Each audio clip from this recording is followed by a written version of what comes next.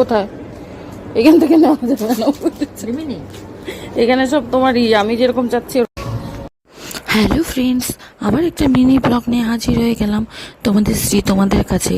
কিন্তু আজকে আমার গলার কন্ডিশন কিন্তু খুব খারাপ।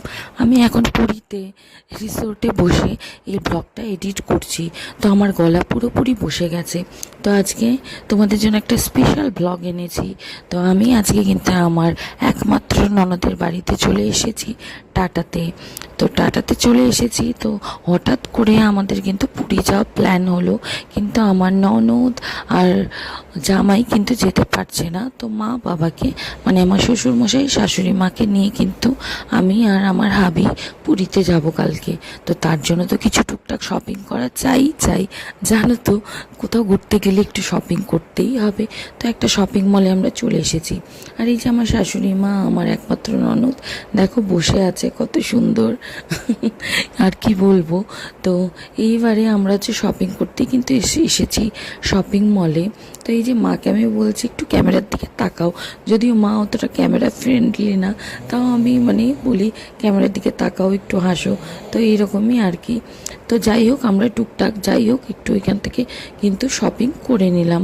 তারপর আমাদের প্ল্যান হয়েই ছিল যে রাতে আমরা হচ্ছে বাইরের থেকে খাবার খেয়ে যাব, মানে ডিনারটা বাইরেই করব। তো আমি বাঙালি বলে রেস্টুরেন্ট আছে, তো সেখানেই আমরা কিন্তু চলে গিয়েছিলাম।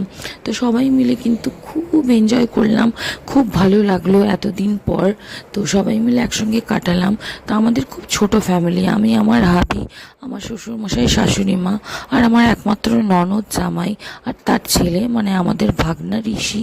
ওকে খুব মিস করছি, ও এখন বাইরে কিন্তু পড়তে চলে গেছে।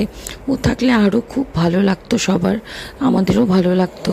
তো যাই হোক, ও তো এখন বাইরে পড়তে চলে গেছে, আর কি করা যাবে। তো আমরাই যতটা পেরেছি মজা করলাম, খুব ভালো লাগলো সবাই মিলে একসঙ্গে খাওয়া দাওয়া। এই ব্যাপারটাই একটা আলাদা ফ্যামিলি, তাই না? তো ঠিক আছে বন্ধুরা, আজকের ব্লগটা তোমাদের কেমন লাগলো অবশ্যই জানিও। আর আমার এই ফাটা গলায়, মানে আমার গলা কিন্তু একদম পুরোপুরি বসে গেছে, কিন্তু আমাকে ব্লগটা তো এডিট করতেই হবে আর ব্লগ ছাড়তেই হবে। সেই জন্যই আমি কিন্তু এই ব্লগ নিয়ে আজকে হচ্ছে বসে গেছি এডিট করার জন্য। তো ঠিক আছে বন্ধুরা, চলো ব্লগটা কেমন লাগলো অবশ্যই কমেন্ট করে জানিও।